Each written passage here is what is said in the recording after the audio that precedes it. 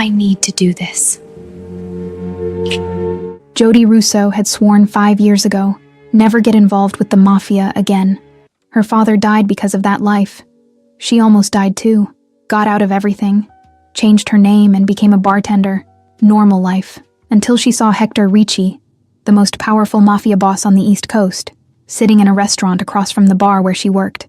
And when she saw the rifle reflection in the window of the building across the street, aimed at him, the instinct from years of training kicked in. She had only 3 seconds, and only one way to divert the shooter's attention without causing panic. Jody crossed the street, entered the restaurant, and went straight to Hector Ricci, and then kissed him. And hello, my name is Lena, the creator of this channel. Right now on screen, I'm showing you Darlene and Barbara's comments. Thank you so much for the compliments, everyone. But before we continue, answer me this. Do you think a relationship with a mobster can work out for someone who wants to forget the Mafia forever? Tell me down below, and maybe your comment will appear in the next video. Chapter 1. The Kiss That Saves. Trust me. I was wiping down glasses when I saw the reflection, and it was like the 5 years of training I'd buried alongside my father came roaring back to life in a violent, urgent snap. The glass of the window in the building across the street caught the light in the wrong way, and my stomach dropped because I knew that gleam. It was the reflection of a rifle, and the barrel was pointed directly at the Italian restaurant across the street, where Hector Ricci sat at a window table as if he didn't have a single enemy in the world. My heart took off, and I dropped the glass in the sink with a sharp clatter that made Jamie turn her head in my direction. But I was already calculating distances and probabilities the way my father taught me when I was only 15, and still thought the Mafia was glamorous. 10 seconds until the shot, maybe less if the shooter already had his finger on the trigger, and the police would never arrive in time even if I screamed right now. Screaming would cause panic, and the shooter would fire anyway, because men like that don't abort missions just because someone screamed. I had one option, only one, and it was absurd and dangerous, and would probably put me in the crosshairs of whoever had hired the assassin. But Hector Ricci was the most powerful Mafia boss on the East Coast, and letting him die meant war in the streets, blood spilled, innocence in the crossfire, and maybe, just maybe, a part of me that had never really left that life wanted to prove I still knew how to act under pressure. Jamie, cover for me, I said as I was already rounding the bar, and my voice came out too steady for someone about to do something completely insane. Jamie opened her mouth to protest, but I was already pushing through the door, and the cold February night air hit my face like a slap that woke me up completely. My sneakers hit the asphalt in a quick, steady rhythm as I crossed the street, and each step seemed to amplify the sound of my own pulse hammering in my ears. The restaurant had that atmosphere of old money and even older secrets, with low lights and waiters who knew exactly when not to look at certain tables. I pushed through the glass door, and the maitre d' started approaching with that professional smile that said, "You don't have a reservation and you don't belong here." But I walked right past him because there was no time for explanations or excuses. Hector was 3 tables away, and he wore a suit that probably cost more than 6 months of my rent. And there were 2 men sitting with him discussing something that made their expressions hard and tense. I caught fragments of the conversation as I approached. "Boss, Lindsay Marconi's pushing into South Territory," one of the associates was saying, and Hector responded with that controlled voice. "Lindsay is a problem I'll deal with later, right now," but he didn't finish the sentence because that's when I reached the table. I approached, and Hector's 2 associates looked up at me with that kind of sharp attention that dangerous men reserve for potential threats, but it was Hector who really saw me. His eyes were dark as unsweetened coffee, and examined me from head to toe in a second that seemed to last an eternity, and then he spoke in a voice that had that low, controlled quality of someone who never needed to shout to be obeyed. "Can I help you?" The question was polite, but there was a sharp edge underneath, and I knew that if I didn't act in the next 2 seconds, the shooter would have his perfect window. So I leaned over the table, bracing one hand on the cold marble and bringing my face dangerously close to his, and whispered fast enough that only he could hear, "Trust me." And then I kissed him, pressing my mouth against his with enough force to be convincing, and positioning myself so that my body completely blocked the shooter's view of him through the window. Hector's body went rigid for a fraction of a second, but then something changed, and he didn't push me away, didn't yell, didn't call the security guards who were certainly somewhere nearby. Instead, he stayed perfectly still and let me do what I needed to do, and I tasted whiskey and danger on his lips while I counted the 3 longest seconds of my life. In the building across the street, Jane Volkoff adjusted her aim, but the woman was completely in front of the target, blocking any clean shot. "Shit," she muttered, fingers tensing on the trigger. "Woman in front. Can't shoot without hitting her." Lindsay said Hector only. She waited 2 more seconds, but the woman didn't move. Abort. And then she disassembled the rifle and disappeared. When I finally pulled away, heart still hammering violently against my ribs, I saw confusion in Hector's dark eyes mixed with something that looked like dangerous curiosity. The 2 associates were gaping, and one of them had his hand inside his jacket, probably touching a gun. But Hector raised his hand in a minimal gesture that made them freeze. "Sorry about that," I said, and my voice came out shakier than I would have liked. So I took a deep breath and pointed at the window with a controlled movement of my head. "But you were about to die. Shooter in the building across the street." Reflection in the glass of the 3rd window. "He's gone now because I blocked his view, and professional shooters don't risk hitting the wrong target." Hector followed my gaze to the window, and for a moment something dangerous and calculated passed across his face, as if he were processing information and making connections faster than most people could. Then he looked back at me, and the intensity of those dark eyes made something strange twist in my stomach. "How did you know?" The question was simple, but loaded with layers I wasn't sure I was ready to unpack, and I swallowed hard before responding. "Training." That was all I said, and I saw the exact moment his mind caught that word and began analyzing it from every possible angle. "You should get out of here now, in case he comes back or has backup waiting." Hector didn't take his eyes off me as he spoke, but his voice cut through the air with absolute authority when he addressed the man sitting to his right. "Logan, we're leaving now." The man called Logan stood immediately, and only then did I realize how big and intimidating he was, with broad shoulders and a thin scar cutting through his left eyebrow. Hector stood too, adjusting his jacket cuffs in a casual movement that completely contradicted the tension of the moment, and then his hand wrapped around my wrist, firmly, but without brutality. "You're coming with me." It wasn't a request, and the way his fingers closed around my skin sent a strange heat up my arm, and I knew I should protest, should refuse, should go back to the bar and pretend none of this had happened. But there was something in his eyes that held me in place, something that said this wasn't a suggestion I could simply ignore. I started to say, but he cut me off with a look that was part command and part silent plea, and that disarmed me more than any threat could have. "You saved me,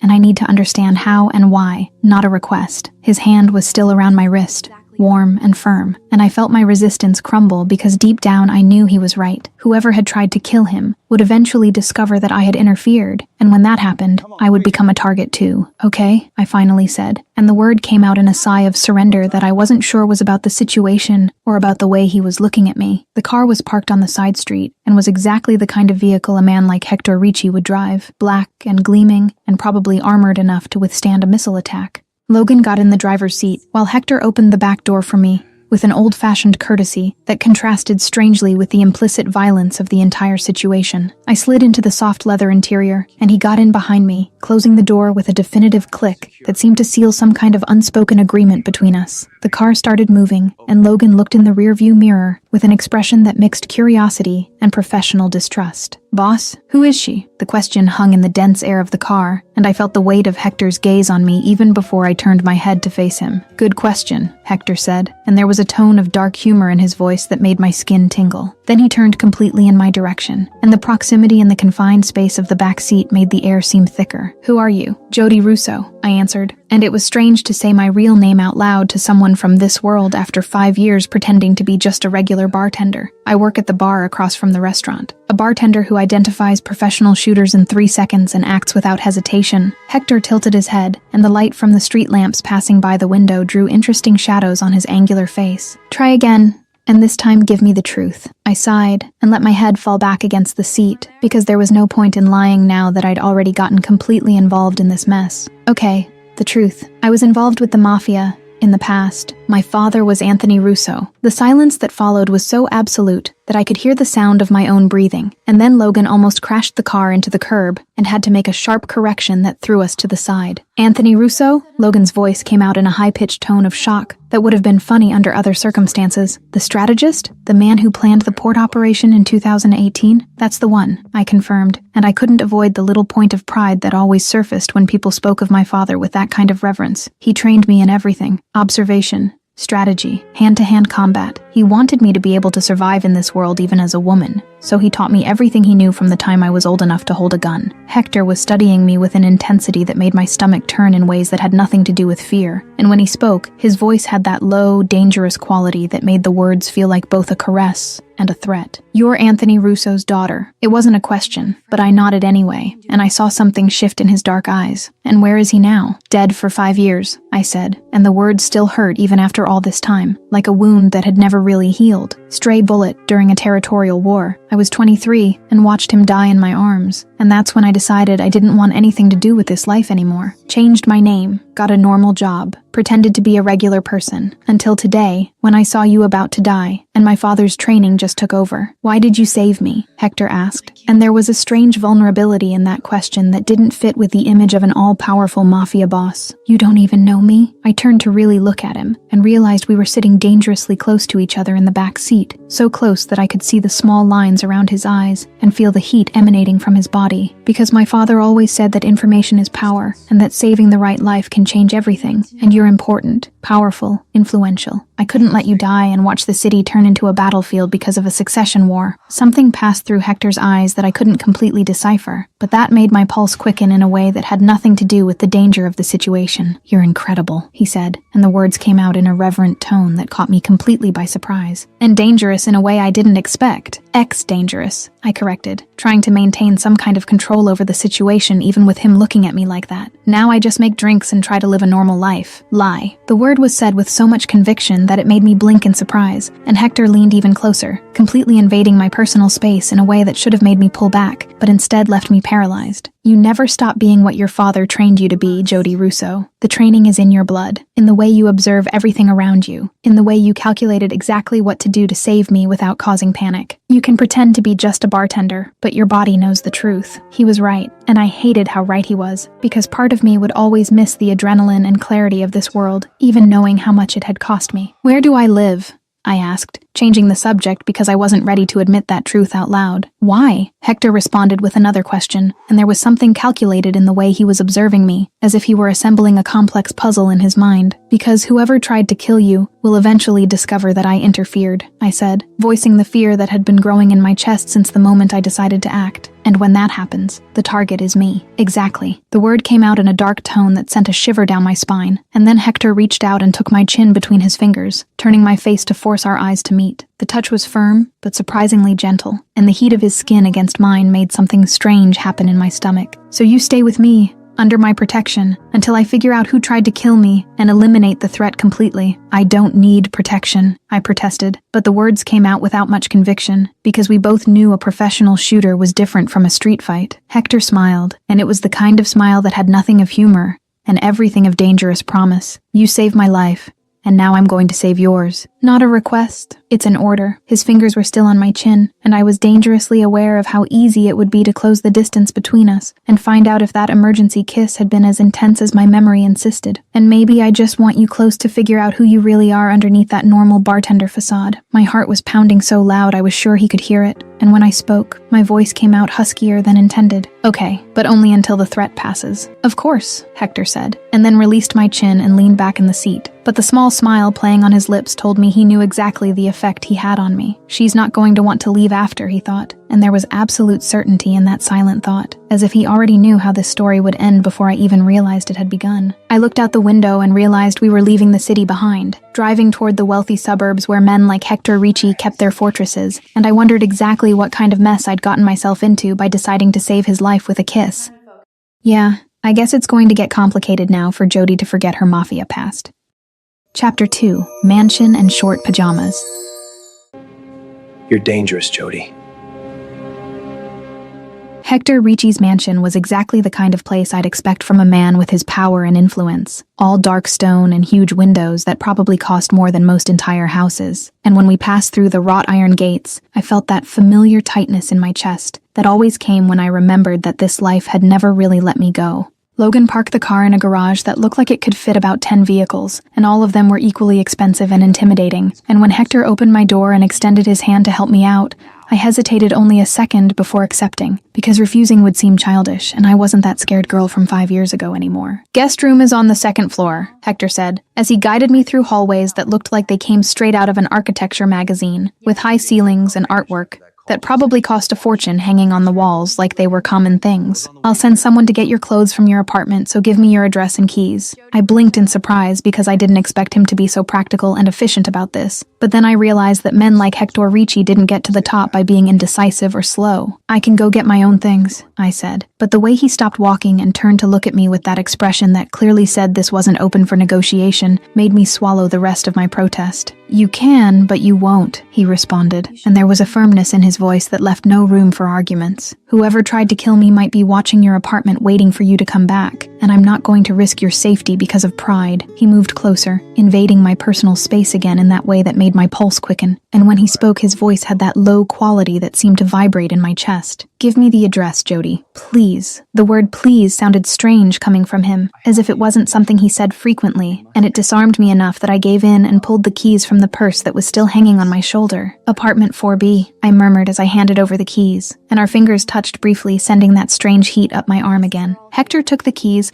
and called someone on the phone with quick, precise instructions, and then turned his attention completely back to me in a way that made me feel like I was the only person in the world who mattered at that moment. The guest room was absurdly luxurious, with a king-size bed that looked more comfortable than anything I'd ever slept in, and a private bathroom with a bathtub that could easily fit 3 people. Hector showed me where everything was with that casual efficiency of someone who was used to being the perfect host, and then stopped at the door, as if he were waiting for something that I didn't quite know what it was. "If you need anything, my room is at the end of the hall," he said, and there was something in the way he said those words that made my mind imagine things I definitely shouldn't be imagining. "And Jody, thank you for saving me today. I haven't said this properly yet, but you're exceptional." And then he left before I could respond, closing the door softly behind him, and leaving me alone in a strange room with my heart beating much faster than it should. The following hours passed in a kind of strange fog where I bathed in the giant tub and tried to process everything that had happened in the last 4 hours, and when my clothes arrived, brought by a silent man who didn't make eye contact, I put on my usual pajamas and tried to sleep in the absurdly comfortable bed.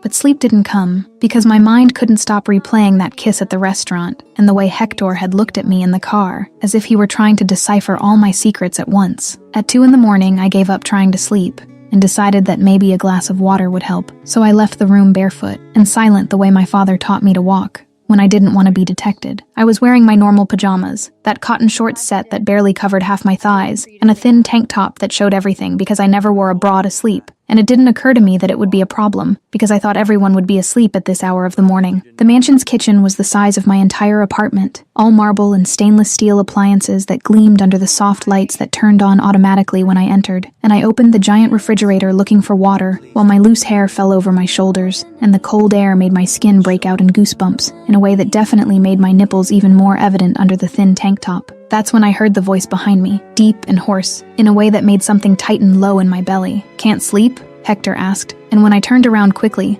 the water bottle almost slipped from my hand because he was standing in the kitchen entrance wearing only gray sweatpants that hung dangerously low on his hips and nothing else, and his bare chest was a work of art of defined muscles and some scars that told stories I probably didn't want to know. His eyes traveled down my body in a slow, deliberate movement that made my skin heat up, and when they returned to my face there was something dark and intense in them that made my heart race. "Sorry," the words came out in a rushed stream as I tried uselessly to cover myself with one arm, too aware of how that ridiculously short pajama exposed me. "I didn't know you were awake. I just wanted water and didn't expect to see anyone." I stopped talking, because Hector was approaching with those controlled predator steps, and every inch he gained made the air between us thicker and more charged. "It's okay. The house is yours too," he said, but his voice came out hoarser than normal, and I saw the effort it cost him to keep his eyes on my face instead of letting them wander over my semi-exposed body. He stopped just a meter away and ran his hand through his dark hair in a gesture that seemed more nervous than anything I'd ever seen him do, and then his eyes betrayed his intention and dropped down again quickly before returning. "That pajama is small." I bit my lower lip and felt my face heat up because he wasn't wrong, and I felt exposed and vulnerable in a way that had nothing to do with physical danger. "I sleep like this normally. Didn't expect to have an audience at 2 in the morning, I replied, and tried to make it sound like a joke, but my voice came out too shaky to be convincing. The way Hector was looking at me made me feel like I was being devoured alive, and the scariest part was that I didn't completely hate the feeling. Hector took another step in my direction, and now was close enough for me to feel the heat emanating from his bare body. And when he spoke, his voice had that dangerous quality that made my entire skin tingle. "Well, now you have an audience," he said, and his dark eyes traveled over my body again without any pretense of disguising it. "And I'm trying really hard to be respectful here, Jody, but you're making it incredibly difficult when you show up in my kitchen wearing practically nothing." My breath failed and came out in a broken sigh that made his eyes narrow slightly, and I knew I should back away, should put distance between us before we did something neither of us was ready to do. But my feet seemed glued to the cold kitchen floor, and all I could do was look at him and wonder if it would be so terrible to close that ridiculous distance and find out if his lips tasted the same as I remembered from the kiss at the restaurant. "Hector," his name came out in a hoarse whisper, and I didn't even know what I was trying to say. If it was a protest or an invitation, or just an acknowledgement of the impossible situation we found ourselves in. He extended his hand, and his fingers touched my chin with that surprising gentleness that completely contrasted with the intensity in his gaze, turning my face up to force our eyes to meet. "You saved me today," he said, and his voice came out in a low tone that seemed to vibrate through my entire body. "Kissed me in front of everyone without thinking twice, and now you're in my house wearing pajamas that barely cover you." His fingers slid from my chin to the side of my neck, in a touch so light it could have been my imagination, but the heat was too real to be just fantasy. "Are you testing me, Jody? Because I have limits and you're pushing all of them at the same time." "No, it was an accident," I protested, but the words came out with no conviction, because the way my body was reacting to his proximity suggested that maybe it wasn't so accidental after all. "I didn't know you were awake, and I just came to get water, and..." I stopped talking when his thumb passed over my pulse in a movement so subtle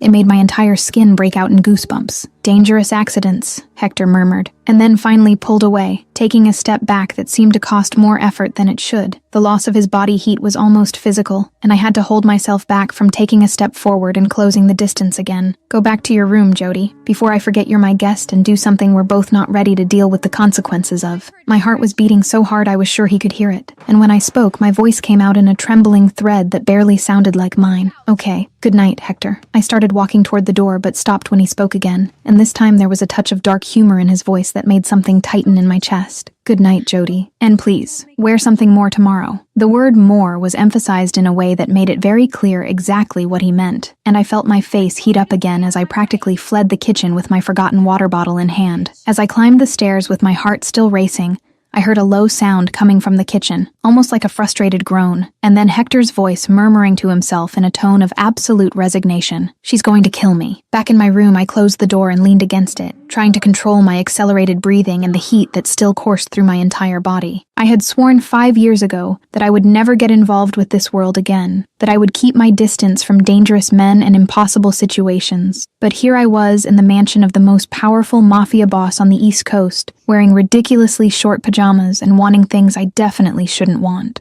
The bed was still empty and inviting, but I knew sleep would be impossible now, not after that electric tension in the kitchen and the way Hector had looked at me, as if he wanted to devour me and protect me at the same time. I lay down anyway, and pulled the covers up to my chin, even though it was warm, and tried not to think about how easy it would be to walk down the hall to his room and find out exactly where that tension could lead us. My phone vibrated on the nightstand, and when I picked it up, I saw a message from Jamie, asking if I was okay and where the hell I had gone, and for a moment I considered telling her everything, but then I realized I wouldn't even know where to start. "I'm fine. I'll explain tomorrow," I typed back, and then turned off the phone because I wasn't ready for the inevitable questions she would ask. The silence of the mansion was different from the silence of my small apartment, deeper and somehow heavier, as if the walls held secrets I probably would never know. I closed my eyes and tried to empty my mind, but all I saw was Hector shirtless in the kitchen with that look that promised dangerous things, and the way his fingers had touched my chin with a gentleness that completely contradicted the intensity in the rest of his body. Eventually, exhaustion won over mental agitation, and I fell into a restless sleep full of fragmented dreams where I kissed Hector again, but this time, it wasn't to save him from a shooter, but because I wanted to feel those lips on mine and find out if reality would be as intense as memory insisted. When I woke up a few hours later with the morning sun coming through the curtains I had forgotten to close, the first thing I thought was that I needed to find more appropriate pajamas if I was going to stay there for any length of time. The second thing I thought was that Hector Ricci was dangerous in a completely different way from shooters and mafia wars, because he was making me want things I was sure would only bring complications. And the third thing, the one that scared me more than all the others, was that part of me didn't care one bit about the complications if it meant feeling that intensity again. I got up and went to the bathroom, carefully avoiding looking in the mirror because I wasn't ready to confront the mess my hair probably was. And when I finally looked at myself, I saw that my eyes were brighter than they should be, and there was a flush on my cheeks that had nothing to do with the room temperature. "You're in trouble, Jody," I murmured to my reflection, and the girl in the mirror agreed with a small, trembling smile that confirmed exactly how much trouble I really was in. Jody's in trouble, but it looks like she's enjoying this excitement a little too, huh? Chapter 3: Investigation and Chemistry. Let's take it slow. Morning arrived with a golden light that invaded my room through the open curtains, and I woke up with that strange feeling of not immediately recognizing where I was until the memories from the night before all came back at once. The kiss at the restaurant, the car, the mansion, and especially that encounter in the kitchen at 2 a.m. that still made my skin heat up just remembering it.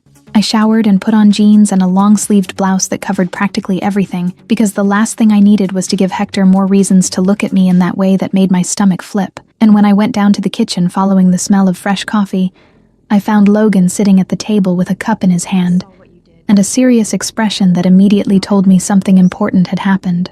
"Good morning," I said, and my voice came out more hesitant than I intended because Logan was intimidating in a different way from Hector, more direct and less controlled, as if he didn't care as much about hiding what he thought. He nodded in silent greeting and pointed at the coffee maker in a mute offer, and I accepted because I definitely needed caffeine to process everything that was happening in my life in the last 24 hours. That's when Hector entered the kitchen, and he was wearing a dark gray suit that probably cost more than my entire car, and made his eyes seem even more intense, and when our gazes met for a second, something passed between us that made the air thick and charged in that way I was starting to recognize as being just ours. He looked away first, and turned to Logan with that commanding posture that made it clear that now was business time, and I sat down on one of the stools at the kitchen island trying to seem invisible, while holding my coffee cup like it was an anchor. "Report," Hector said, and his voice had that sharp quality of a boss that I hadn't yet heard directed at someone else, and Logan straightened slightly, before responding with the efficiency of someone who had done this type of report 1,000 times before. "Boss, shooter was Jane Volkov, hired by Lindsay Marconi." The words fell into the kitchen air like stones in a lake, creating waves of tension that I could feel even without looking directly at Hector. And when I finally raised my eyes, I saw that his face had become hard and dangerous in a way that reminded me exactly why he was the most powerful man on the East Coast. "Lindsay," Hector said, and the name came out in a low tone that had more threat than if he had shouted. I knew it. There was a pause where he took a sip of the coffee Logan had prepared for him, and I saw the muscles in his jaw tighten before he continued. "Where is he?" "Hiding, but we'll find him," Logan responded with absolute confidence that suggested this was just a matter of time and not possibility. "I have people tracking his usual spots, and some contacts gave us leads on possible hideouts." He paused and took another sip of his own coffee, before adding the information that made my stomach clench. "And Jane? Disappeared," Logan said, and the way he briefly looked in my direction told me the next part was about me even before he spoke. "But if Lindsay hired her once, he'll hire her again. This time for Jody." The fury that passed across Hector's face was so intense, I almost instinctively backed away, but then I realized it wasn't directed at me, but at the threat hanging over my head, like a sword about to fall. "Nobody touches her," he said, and the words came out in an absolute tone that left no room for doubt or discussion, as if it were a divine decree he expected the universe to obey without question.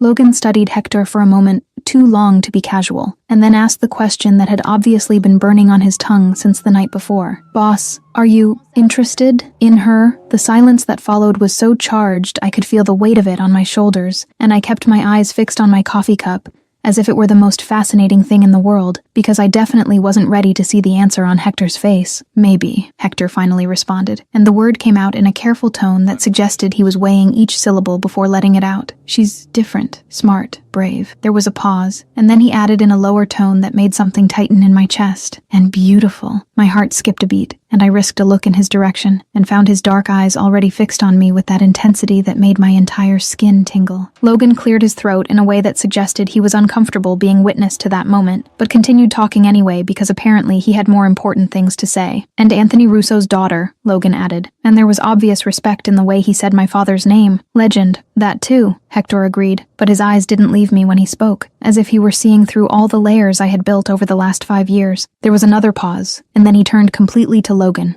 with a clear order in his voice. "Protect her like she's mine." The word mine resonated in the air between us like a bell being rung, and I swallowed hard, trying to process exactly what that meant, and whether I should feel offended or protected or some strange mixture of both. Logan, however, didn't seem the least bit surprised.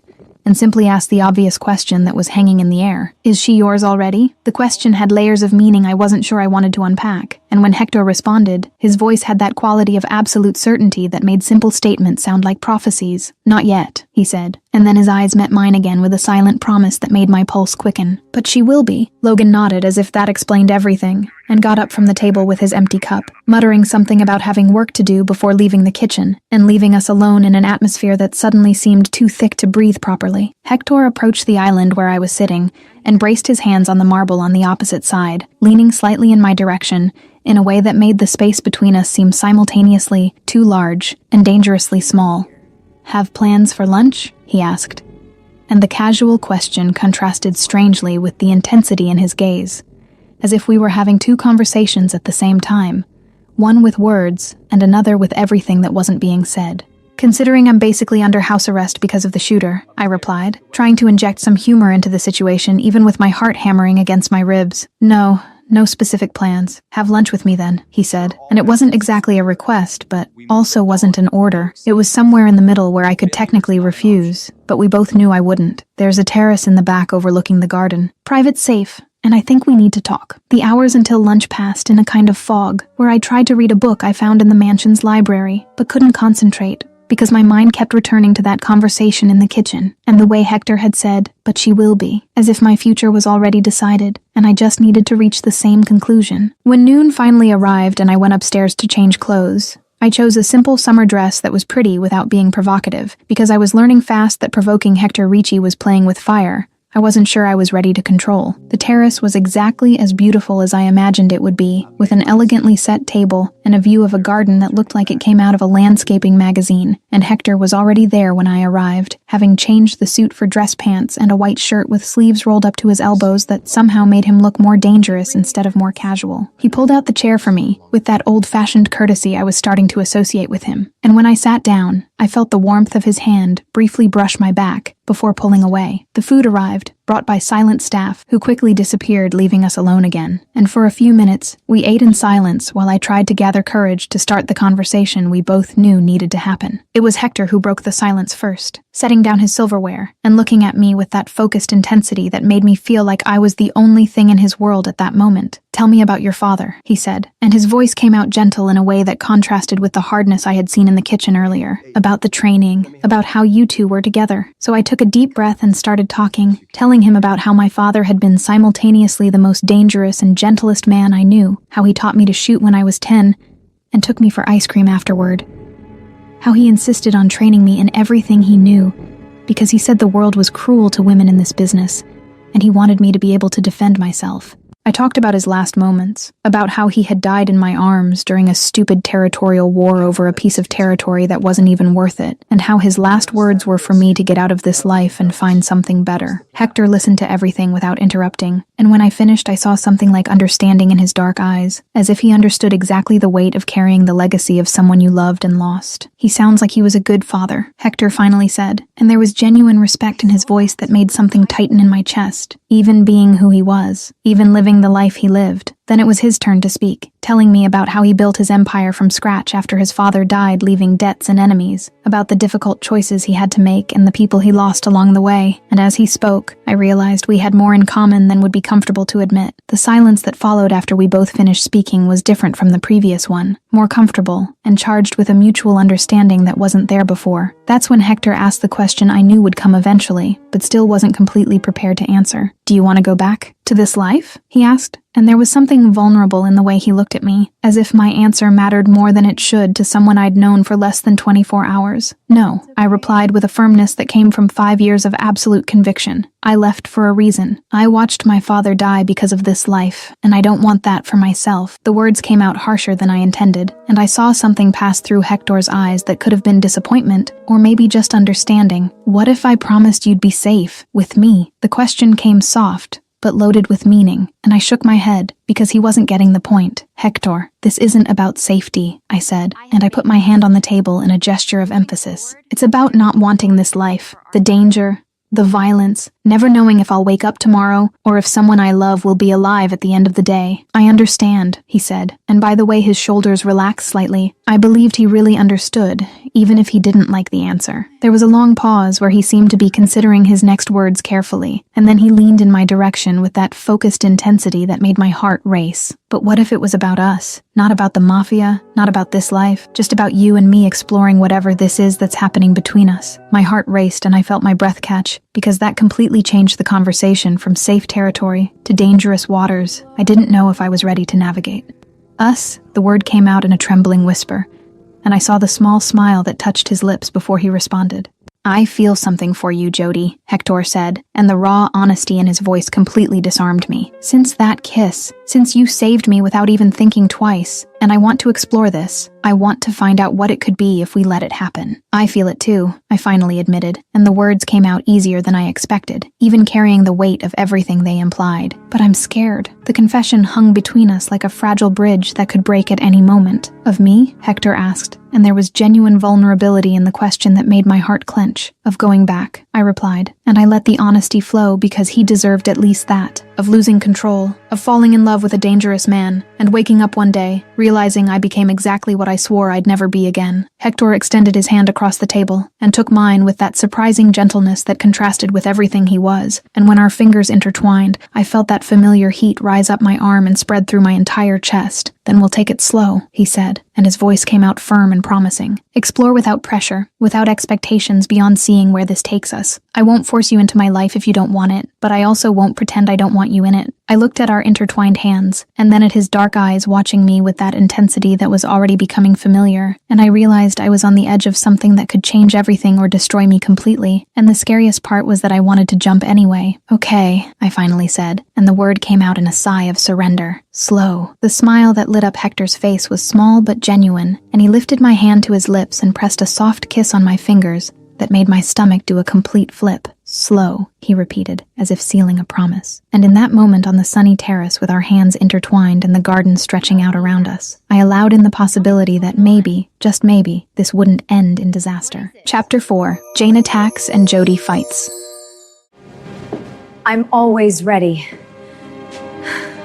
A week had passed since that lunch on the terrace where Hector and I decided to explore whatever it was that was growing between us. And the days had fallen into a strangely comfortable routine where I spent mornings reading in the library while he worked in his office and afternoons talking about everything and nothing at the same time, learning each other in slow layers that made that connection deeper with each passing day. But as luxurious and safe as the mansion was, I was starting to miss the outside world. And especially Jamie, who had sent me approximately 50 messages asking if I was alive, and when the hell I was going to show up to explain what was happening. That's why when I came down for breakfast that Thursday morning, I had already decided I needed to get out, even if just for a few hours. And when I found Hector in the kitchen drinking coffee and reading something on his tablet, with that focused concentration that made a crease appear between his eyebrows, I took a deep breath and spoke before I could change my mind.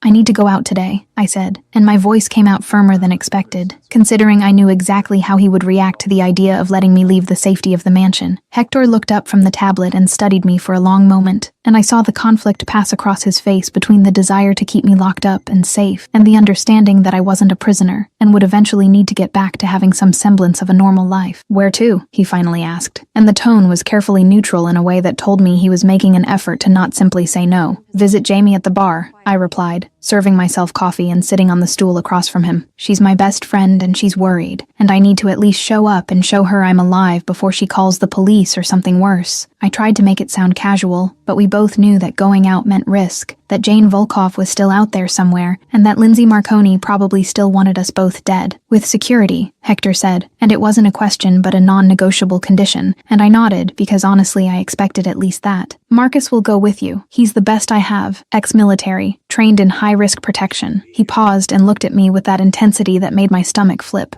And you don't leave his sight for even a second. Understood? Understood, I agreed, and tried not to think about how strange it was to need a bodyguard to visit my best friend at a bar where I used to work. Hector made a quick call, and a few minutes later, a huge man with a stern face appeared in the kitchen, and Marcus had that ex-military way that Hector had described, perfectly upright posture, and eyes that seemed to catalog all possible threats within a 50-meter radius. The trip to the bar was too calm, and that made me more nervous than it should because I learned from my father that the calm before the storm is always the most dangerous part. Marcus drove with professional efficiency and parked in a spot with good visibility of all exits, and when we got out of the car, he stayed 2 steps behind me, but close enough to intervene against any threat, and I tried to ignore how strange it was to have a human shadow following me as I walked down the familiar sidewalk toward the bar where I had worked for 3 years. Jamie was wiping down glasses when I entered, exactly like I was doing a week ago when I saw the rifle reflection, and when she looked up and saw me, the expression on her face went through approximately 5 different emotions before settling on relief mixed with exasperation. "Jody, finally. I thought you had—" She stopped mid-sentence when Marcus entered behind me, and her eyes widened slightly before returning to me with an expression that clearly said we needed to talk. "Hi, Jamie," I said, trying to sound normal,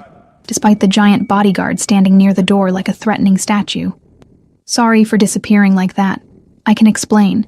But I didn't get to finish the explanation, because that's when I heard the sound. A muffled noise coming from outside that my training immediately identified as a silencer, and my blood froze because I knew exactly what that meant.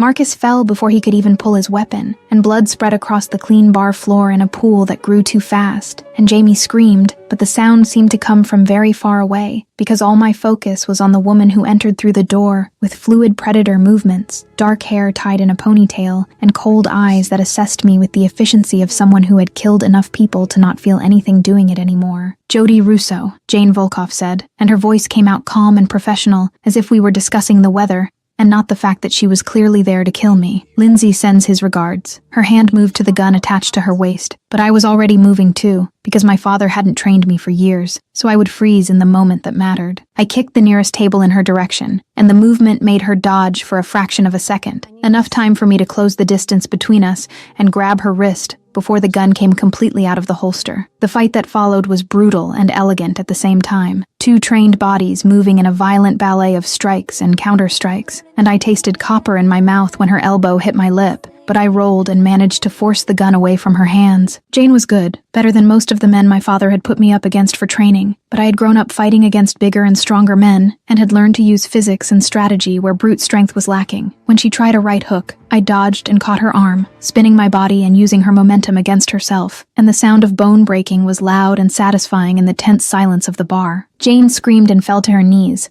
her arm hanging at the wrong angle, and I picked up her gun from the floor where it had fallen and pointed it directly at her head, with hands that didn't tremble at all, despite the adrenaline running through my veins like liquid fire. "Who hired you?" I asked, even though I already knew the answer because I needed to hear the confirmation. "Lindsay?" Jane laughed, and the sound came out choppy from the pain, but still had that quality of dark amusement that made her seem slightly insane. "Yes," she said, holding her broken arm against her chest. "He wants you dead, for saving Hector, for ruining his plans. Tell him he'll have to try harder," I replied, and my voice came out cold and controlled in a way that would have made my father proud, because that's exactly how he had taught me to speak to enemies, without emotion and with absolute promise of violence if necessary. "He will," Jane said, and her eyes gleamed with something that could have been respect, or maybe just recognition of an equal. "And next time, you're not ready." "I'm always ready," I said, and then used the gun butt against her temple in a calculated blow to knock out without killing, because as much as she had tried to kill me, I wasn't a murderer, and my father always said that killing only when absolutely necessary was what separated professionals from psychopaths. Jane fell to the floor unconscious, and I finally allowed my hands to tremble slightly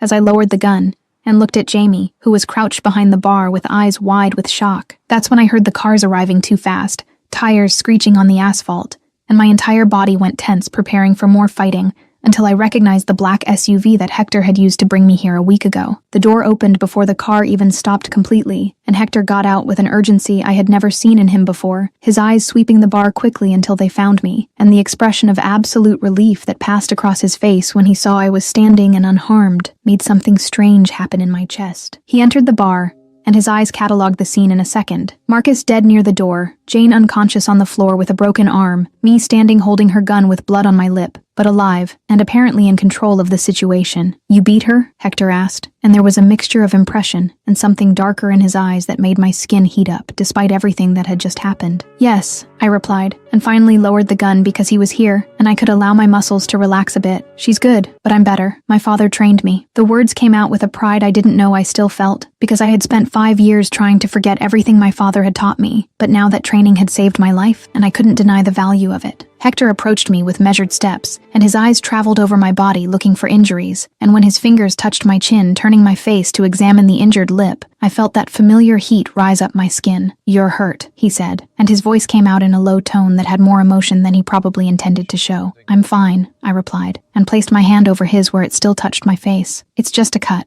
I've had worse." Logan entered then with more men behind him, and the efficiency with which they began cleaning the scene told me this wasn't the first time they had done this kind of work, and I tried not to think too much about the implications of that. Hector turned me completely toward him, and his hands went to my shoulders, holding firmly, but not forcefully, and when he spoke, his voice had that quality of absolute command that left no room for arguments. "But Hector, Lindsay won't stop," I said before he could speak, because I needed him to understand the gravity of the situation. "He wants you dead, and now me too." "Then I'll end him," Hector said, and the words came out with an absolute finality that sent a shiver down my spine. "Today," he turned to Logan, who was supervising the removal of Marcus's body, and his voice cut through the air with authority. "Find Lindsay, now." "Already tracking him," Logan responded without looking up from the phone where he was apparently coordinating the search, and the cold efficiency with which everyone worked reminded me exactly what world I had re-entered, even if unintentionally. Hector turned his attention completely back to me and pulled my body against his, in an embrace that was simultaneously protective and possessive, and I felt my face pressed against his chest, where I could hear his heart beating too fast for someone who seemed so controlled.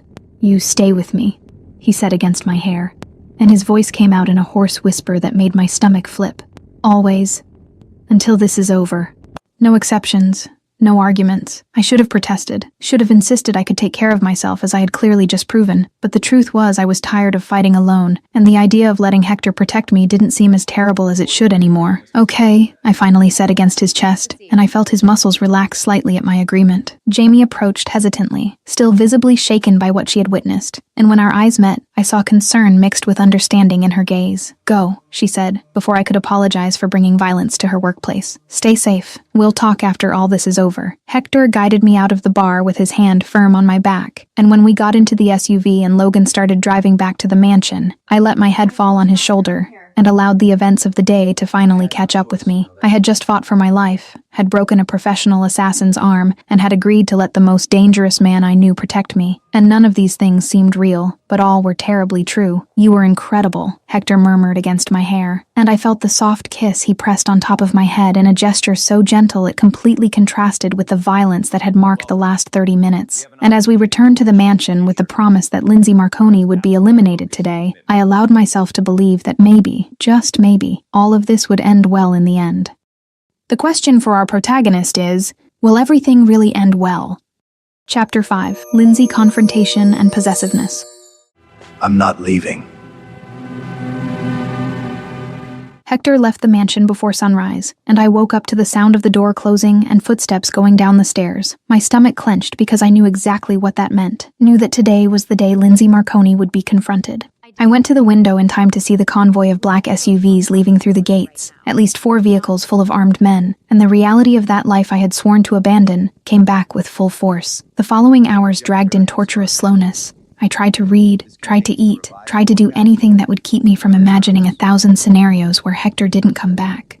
Logan had called only once to say, "We found him," and nothing more, and those 2 words made my heart race. The image of Hector injured kept coming back to my mind, and that's when I realized that in just 1 week, this man had become too important, that the idea of losing him made something hurt in my chest in a scary way. The warehouse where Lindsay was hiding was in the abandoned industrial district near the port. Hector got out of the SUV with Logan and 10 armed men spreading out in tactical formation, and when they entered the building, they found Lindsay with 8 men. The shootout was brief, but intense, gunfire echoing off the empty walls in a cacophony of controlled violence. In less than 10 minutes, 4 of Lindsay's men were dead, 3 wounded, and 1 had fled, leaving Lindsay completely exposed and surrounded. Lindsay Marconi was in his early 50s, graying hair and eyes that had seen enough violence to not be easily impressed. But when Hector approached with his gun in hand and that icy expression, something like genuine fear passed across his face. Hector's men forced Lindsay to his knees on the dirty floor with brutal efficiency, and Hector stood in front of him just watching with dark eyes that revealed nothing. "Why did you try to kill me?" Hector asked, and his voice came out too calm, controlled in a way more terrifying than any scream. Lindsay spat blood on the floor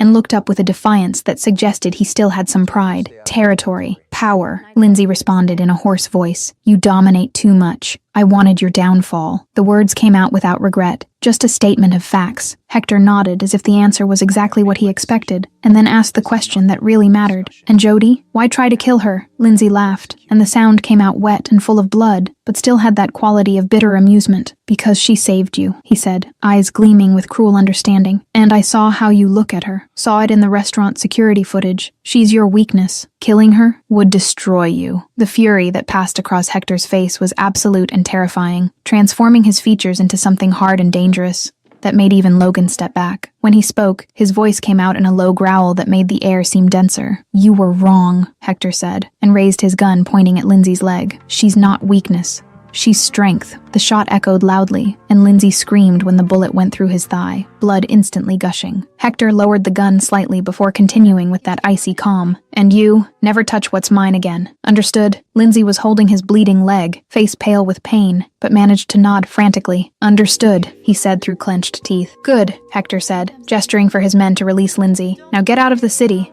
and never come back, or the next shot," he pointed the gun at Lindsay's head for a second before lowering it, "is fatal." Lindsay dragged himself across the floor, leaving a trail of blood, and his wounded men helped him out, while Hector watched with an icy expression that didn't change until they had completely disappeared. The sun was setting when Hector finally returned to the mansion. I was in the living room pretending to read when I heard the cars, and my heart raced with relief so intense it almost made me dizzy. I went to the entrance, arriving when Hector opened the door, and our eyes met. He was unharmed, maybe a little blood on his shirt, but it wasn't his, and something in my chest released. "Is it over?" The question came out in an urgent whisper. Hector closed the door and turned to me. "It's over." Lindsay fled, threat eliminated. The words were simple but carried the weight of everything that had happened. "So, can I go?" The words came out before I could think. "Go back to my life?" But even as I spoke, I felt something tighten in my chest, because the idea of leaving that mansion and Hector felt wrong. Hector remained motionless for a long moment. "Do you want to go?" he finally asked, and there was something vulnerable in the way he looked at me. The honesty of the question disarmed me, and I felt my throat tighten.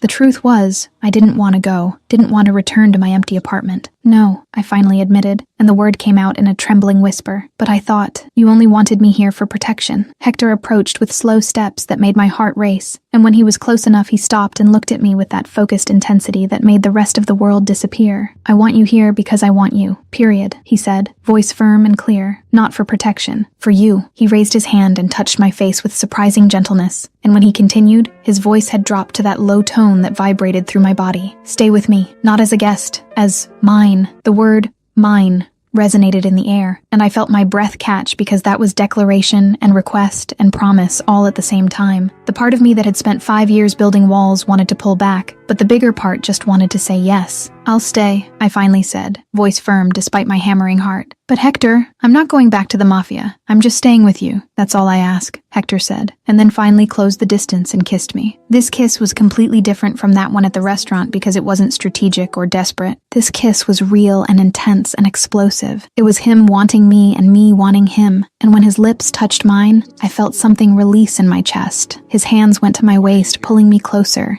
as he deepened the kiss, and I wrapped my arms around his neck, pressing myself against his solid, warm body. The kiss tasted like promise and danger and possibility, and when we separated to breathe, we were both breathless. My lips swollen and heart beating so fast I was sure he could feel it. "Mine," Hector murmured against my mouth before kissing me again, and this time, it was softer, but no less intense. When we stopped, he rested his forehead against mine, and we stayed like that for a long moment, just breathing the same air. "Mine," I finally responded, testing the word and discovering I liked how it sounded. The smile that lit up Hector's face was small, but genuine, and made something tighten pleasantly in my chest. And there, standing in the mansion entrance with the sun setting outside, I allowed myself to believe that maybe I had found something worth all the risks. Chapter 6. Relationship and Acceptance. I love you. I love you too.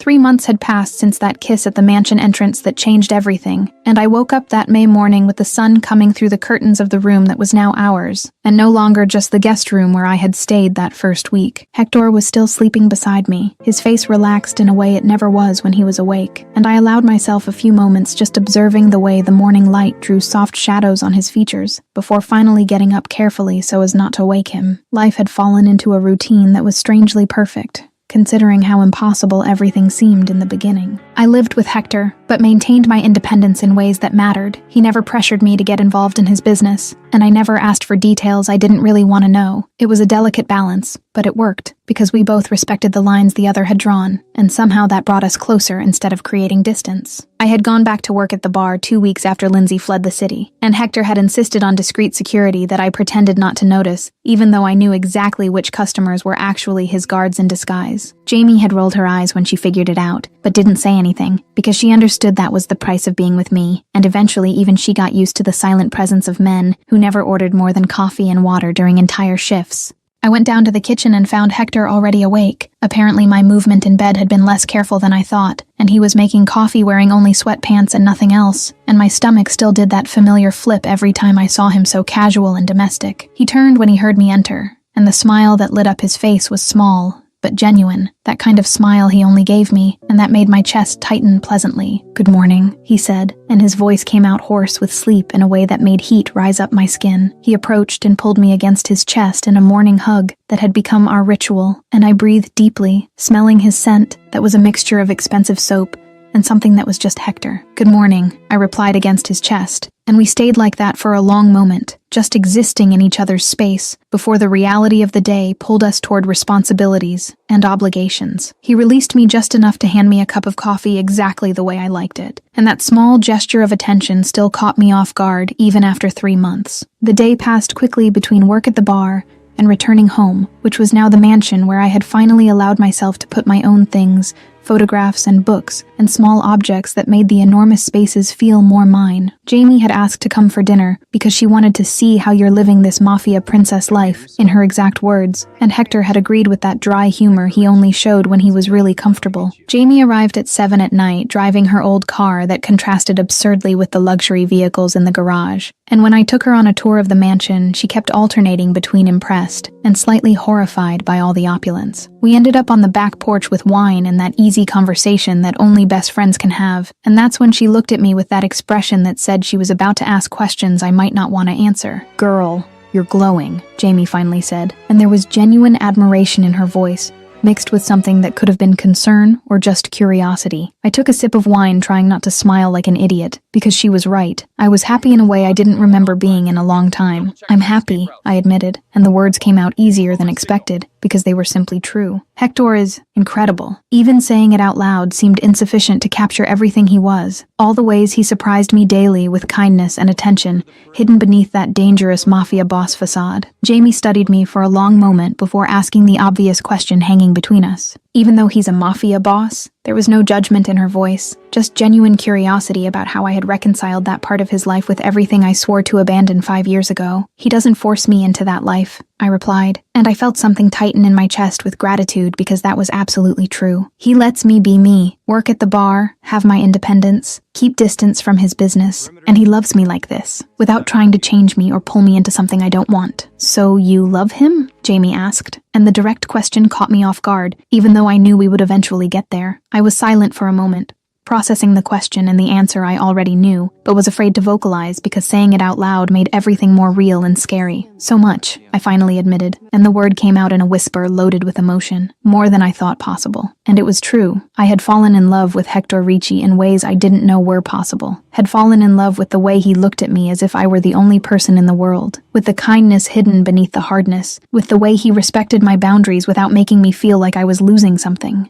Jamie smiled and extended her hand to squeeze mine in a gesture of silent support, and we stayed like that for a moment, just being friends who had known each other for years and understood without needing many words. The rest of the night passed in lighter conversation and laughter, and when Jamie left, she hugged me tight and whispered, "Be happy, you deserve it," in my ear in a way that made my eyes burn slightly. The next day, I was at the bar when Hector had the conversation with Logan that would change everything, and he had waited until he was alone in the mansion office with only his brother and right-hand man as witness. Logan was reviewing some reports when Hector spoke suddenly, the words coming out in a casual tone that didn't match their weight. "I'm going to ask her to marry me," Hector said, and Logan almost dropped the papers he was holding, his head lifting so fast it was surprising he didn't hurt his neck. His eyes widened with genuine shock, because despite knowing Hector was serious about me, marriage was another level entirely. "Seriously?" Logan said, and his voice came out in a high-pitched tone that would have been funny under other circumstances. "Boss, this is huge." There was admiration, and something like pride in the way he looked at Hector, as if he were seeing his brother finally find something beyond power and territory. "I know," Hector responded, and leaned back in his chair with that thoughtful expression that appeared when he was considering something important. "But she's everything, and I want her forever." The words came out simple but loaded with absolute conviction, without a shadow of doubt or hesitation. Logan was silent for a moment, processing, and then asked the obvious question anyone would ask. Will she accept? There was genuine concern there because they both knew I had reservations about this life, that I had spent years trying to escape everything Hector represented. "I hope so," Hector said, and for the first time there was a vulnerability in his voice he rarely showed to anyone, because if not, a pause where something like absolute determination passed through his eyes. "I'll ask every day until she accepts." Logan laughed, and the sound came out genuine and full of fraternal affection that made him seem younger and less dangerous. "You're gone for her," he said, and it wasn't an accusation but a statement of obvious fact. "Completely," Hector admitted without hesitation, and there was something like peace in the way he said it, as if having completely surrendered to me was the easiest decision he had ever made. They stayed in silence for a moment, sharing mutual understanding about love and commitment, and then Logan stood up and put his hand on his brother's shoulder in a gesture of silent support. "She'll say yes," Logan said with conviction that came from having observed us over the last months, from having seen the way we looked at each other when we thought no one was paying attention. "And you'll be happy, boss. You deserve this." That night, when I came back from the bar, Hector was waiting in the living room with that expression I was learning to recognize as meaning he had something on his mind, and when he pulled me to sit beside him on the couch and just hugged me without saying anything, I felt something tighten in my chest with gratitude for having found this, for having found him. I didn't know yet about the marriage plans, didn't know that in a few weeks my life would change again in ways I couldn't predict, but in that moment, just existing in his arms, I was perfectly happy. "I love you," he murmured against my hair, and my heart still skipped a beat every time he said those words, even though I'd heard them hundreds of times in the last months. "I love you too," I replied, and snuggled closer, letting his warmth and security envelop me completely. And in that quiet room with just the two of us and the future stretching out full of possibilities, I allowed myself to believe that maybe I had finally found my place, my person, my home. Chapter 7.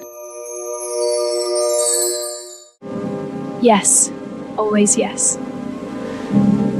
Proposal 6 months had passed since I decided to stay, since that first real kiss at the mansion entrance that changed everything between us.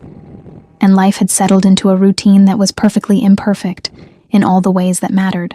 I woke up in Hector's arms, worked at the bar during the day maintaining that part of me that needed independence, and came back every night to the mansion that had stopped being his, to become ours in ways both subtle and significant. It was a Friday afternoon when Hector showed up at the bar during my shift, something he rarely did because he respected that space as being mine, and the way he was dressed, dark suit but no tie, and with that expression I still couldn't completely decipher, made something flip in my stomach with nervous anticipation. Jamie shot me a meaningful look when he approached the bar, and I rolled my eyes at her before turning completely to Hector with a smile that always came automatically when I saw him. "Hi," I said, wiping my hands on my apron and leaning slightly over the bar.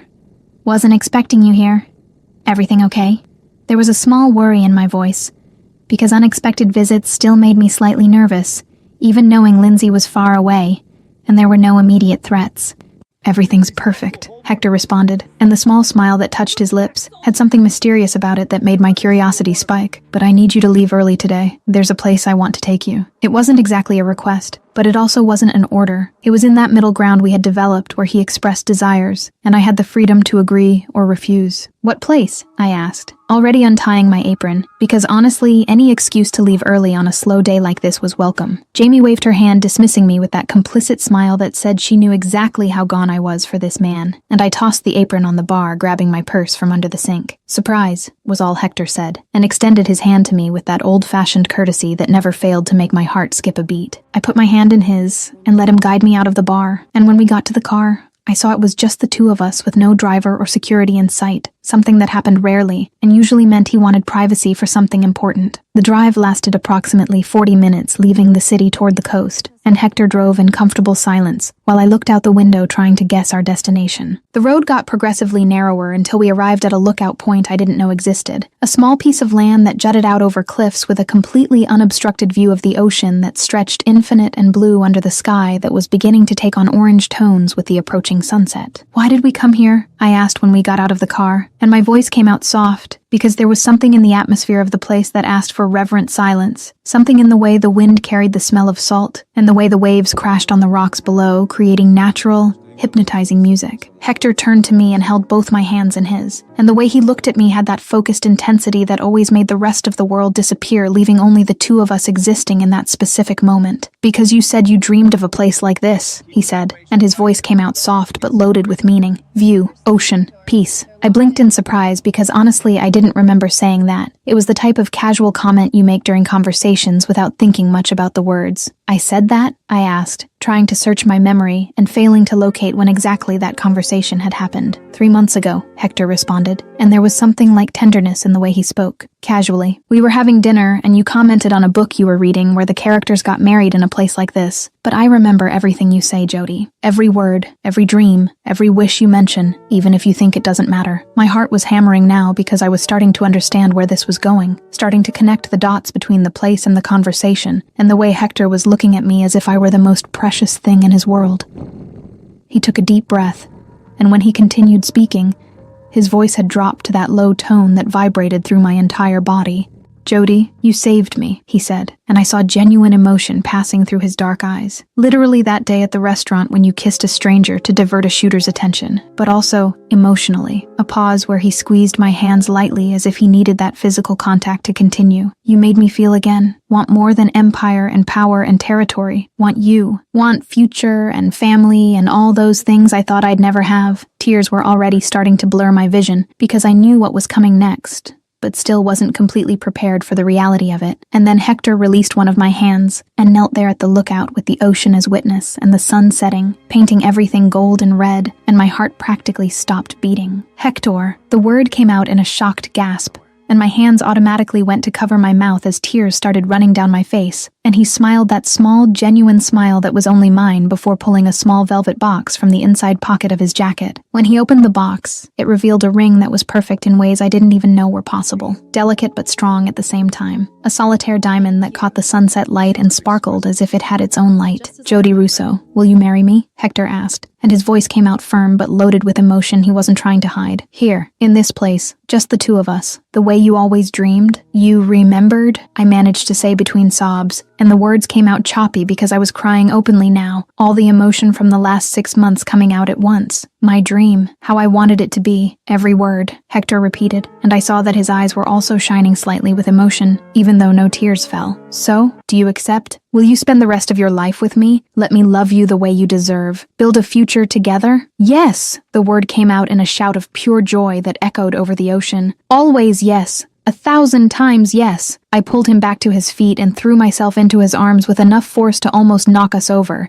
and he laughed against my hair while holding me tight and spinning once completely before putting me back on the ground. With slightly trembling hands, he took the ring from the box and slid it onto my finger, and it fit perfectly as if it had been made specifically for me. And then he pulled me into a kiss that tasted like promise and future, and everything I never knew I wanted until I found him. When we finally separated to breathe, we were both smiling like idiots, and my cheeks hurt from smiling so much, but I couldn't stop. That's when his words finally processed completely in my brain, still dizzy with emotion. "Wait," I said, wiping tears from my face with trembling hands. "You said here? You want to get married here? Now?" The question came out in a mix of shock and hope, because that seemed too good to be true. "If you want," Hector responded, and discreetly pointed behind me where I had been so focused on him that I hadn't noticed an older man with an official appearance standing at a respectful distance along with Logan, who was smiling in that way that made him look years younger. I brought an officiant, and Logan as a witness. "But if you want to wait, plan something bigger." "No!" I cut him off before he could finish the sentence, and the word came out at a volume that made everyone smile. "I want now. Just us.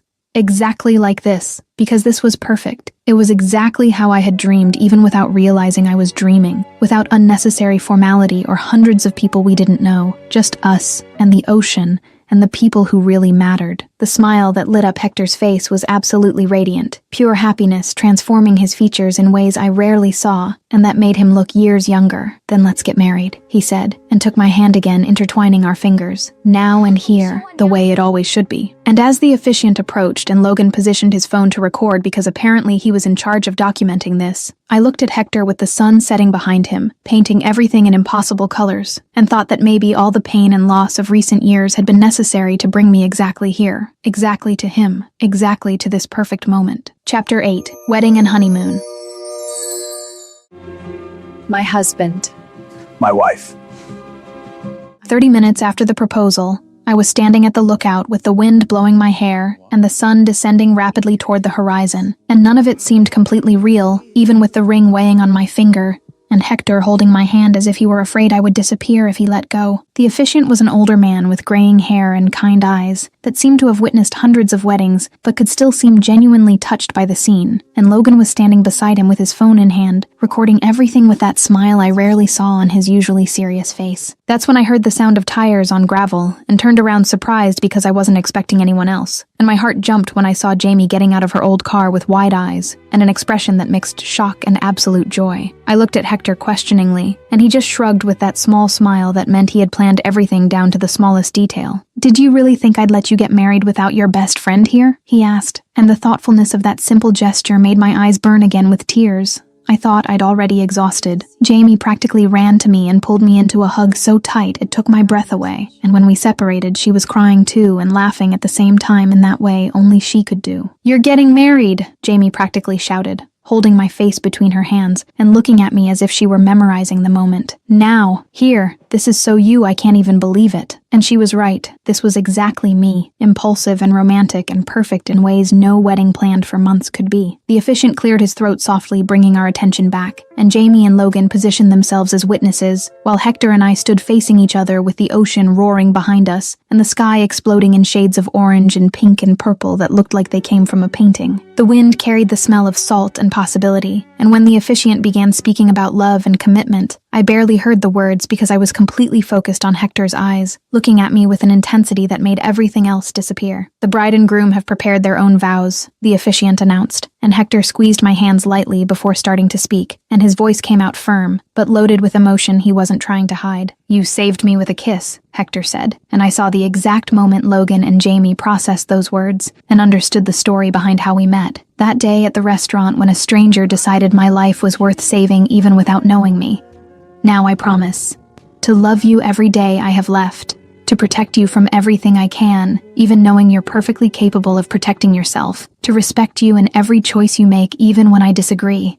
Always." He paused, and I saw something shine in his eyes that could have been tears even though none fell, and when he continued, his voice had dropped to that low tone that vibrated through my body. "You are my equal, Jody, not something I possess, but someone who chooses to be by my side every day, my queen, my everything, and I promise to spend each day proving I deserve that choice." Tears were already running freely down my face, and I wasn't even trying to stop them, and when it was my turn to speak, I had to take several deep breaths before I could make the words come out without my voice breaking completely. "You gave me new life," I began, and squeezed his hands because I needed that contact to keep me centered. "When I thought I had lost everything that mattered, when I spent 5 years just existing without really living, you appeared and showed me I could have love without violence, partnership without losing my identity, without the mafia, just love." Jamie sobbed behind me, and I heard the sound of her trying to muffle her crying, and that gave me courage to continue because if my best friend was witnessing this, then it was real in ways that couldn't be undone. "I promise to love you in all your sides, the gentle and the dangerous, the kind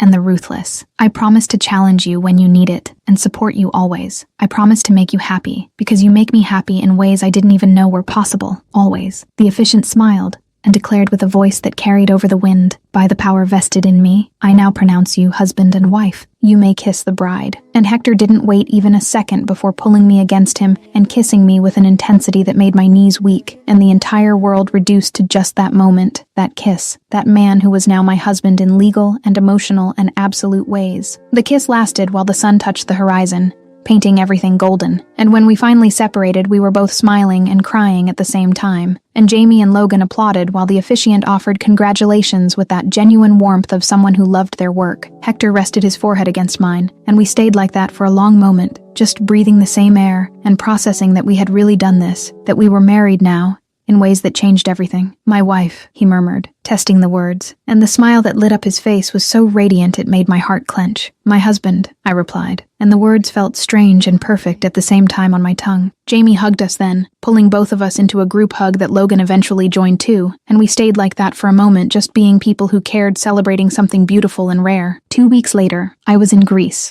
on a private island that Hector had rented for our honeymoon, and the place was so absurdly beautiful. It seemed unreal, with turquoise blue water and white sand, and a small village with just the two of us, and some discreet staff who appeared only to bring food and quickly disappeared. We had spent the days exploring the island, swimming in the crystal clear sea, making love on every available surface of the luxurious house, and just existing in each other's space without responsibilities or obligations pulling our attention. It was our 10th day there, and I was on the beach watching the sunset paint the sky in impossible colors, my feet buried in the warm sand and my light summer dress dancing around my legs with the breeze. Hector approached from behind and wrapped his arms around my waist, pulling me against his chest, and rested his chin on my shoulder, while we both watched the sun slowly descend. "This is perfect," I said, and my voice came out in a satisfied sigh that carried absolute peace. "Thank you for all this, for giving me exactly what I needed without even knowing I needed it." "You deserve everything," Hector responded, and pressed a soft kiss on my neck that sent shivers up my skin. We stayed in comfortable silence for a moment before he spoke again, and there was something in his voice that made my attention focus completely. "Jody, I have a question." My heart sped up slightly because his tone suggested it was something important, but I turned in his arms so I could see his face when he asked. "You can ask," I replied, placing my hands on his chest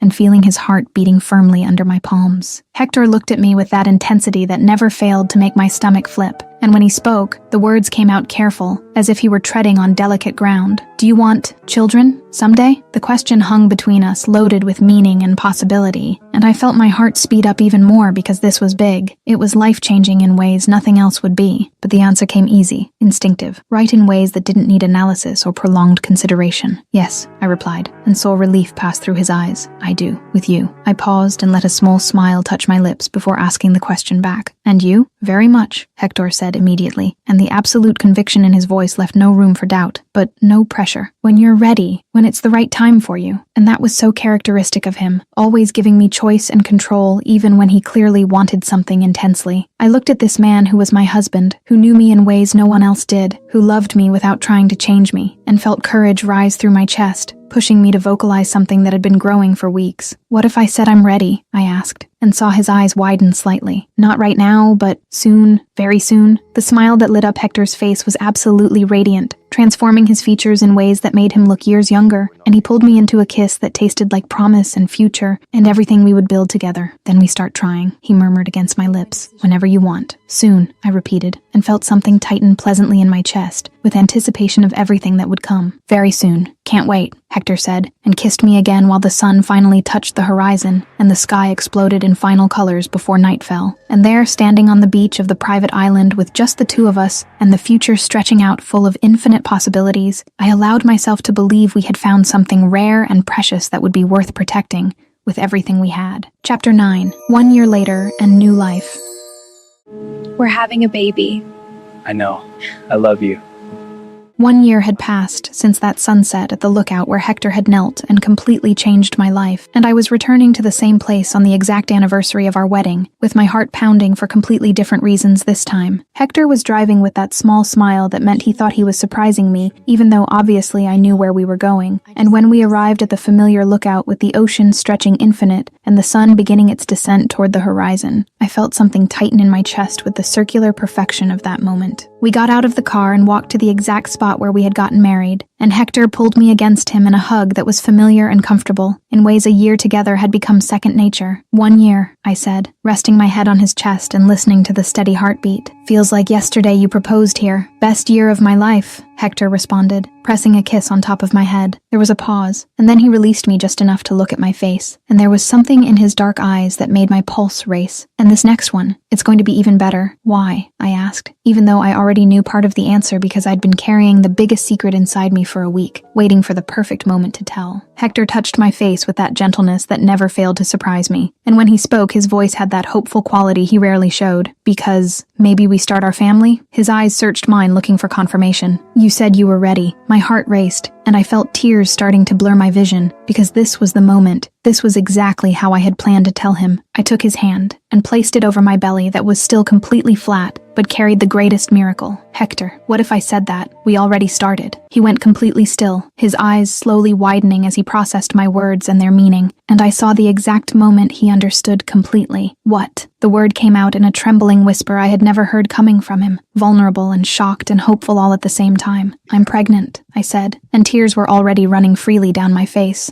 8 weeks. Found out last week and I wanted to tell you here, where it all began, where you proposed to me and where we got married. I squeezed his hand still over my belly, here where our life really began. Hector made a sound that was half laugh and half sob, and then I saw something I had never seen before, tears filling his eyes, and finally overflowing and running down his face, as he looked at me with an emotion so raw and pure it made my heart almost burst. Really? He managed to say, his voice breaking completely. We're going to be parents, I confirmed, smiling through tears. Yes, you're going to be a father, Hector. And that finally broke what remained of his control, and he fell to his knees in front of me, with his hands trembling slightly when he touched my belly, with a reverence that made more tears fall from my eyes. Hi, little one, Hector said, speaking directly to my belly, and his voice came out hoarse with emotion. I'm your father, and I already love you, as much as I love your mother. He pressed a soft kiss over the fabric of my dress where his hands rested, and then raised his eyes to meet mine, completely shining with tears and joy. Thank you for saving me, for loving me, for giving me everything. I knelt with him there on the lookout floor, not caring about dirt or anything beyond being at the same level as him, and hugged him with all the strength I had. Thank you for seeing me, I whispered against his neck, for loving me exactly as I am, for making my dreams come true in ways I didn't even know were possible. Always, Hector promised, and we stayed like that for a long moment, just hugging each other and crying with happiness, while the sun descended, painting the sky in impossible colors. When we finally separated enough to look at each other, we were both laughing through tears in that way that only happens when joy is absolute and overflowing. Boy or girl? Hector asked, wiping tears from my face with his thumbs before wiping his own. Too early to know, I replied, placing my hand over his that still rested on my belly. But I feel like it's a girl. Then she'll be a little warrior, Hector said, and the smile that lit up his face was so full of love and pride. It made my chest tighten. Like her mother, he pulled me into another kiss, soft and sweet, and full of promises. And stubborn like her father, I replied when we separated, and he laughed, the sound coming out genuine and free in ways I loved to provoke. Perfect then, Hector said, and helped me up before guiding me to the edge of the lookout where we could sit with our legs dangling over the void and the ocean roaring below. We sat, embraced, his hand immediately returning to my belly,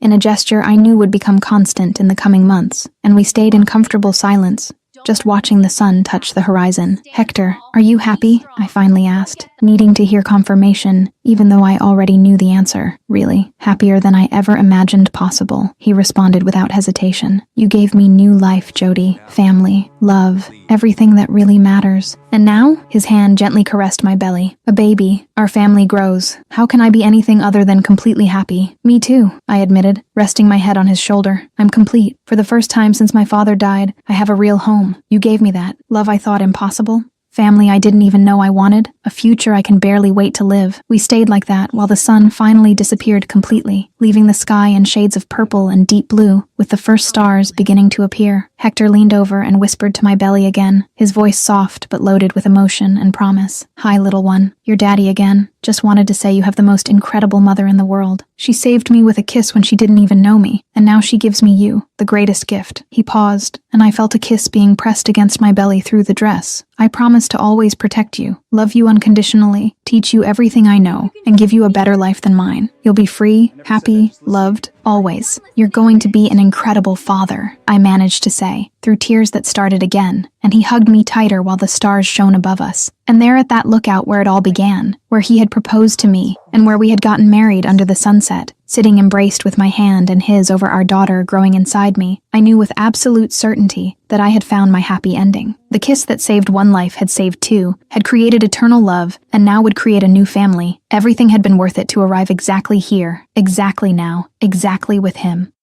And now let's discover some fun facts about this story that you might not have noticed. The lookout appears exactly 3 times in the story: marriage proposal, ceremony, and pregnancy reveal, becoming the couple's sacred place. Hector remembered a casual comment Jody made 3 months earlier about dreaming of getting married in a place with an ocean view, showing he literally remembers everything she says. The wedding happened only 30 minutes after the proposal, from yes to complete ceremony, making it one of the fastest weddings possible. Anthony Russo died when Jody was 23, making her 28 years old in the story. Exactly 5 years trying to live a normal life as a bartender before Hector. Jane Volkoff was never captured. After being knocked out by Jody at the bar, she simply disappeared and was never mentioned again. Marcus was the only named character who died in the story. Not even Lindsay was killed, only shot in the leg, showing Hector's restraint. Jamie is literally the only person who knew Jody's past before the events of Chapter 1, making her the guardian of the biggest secret.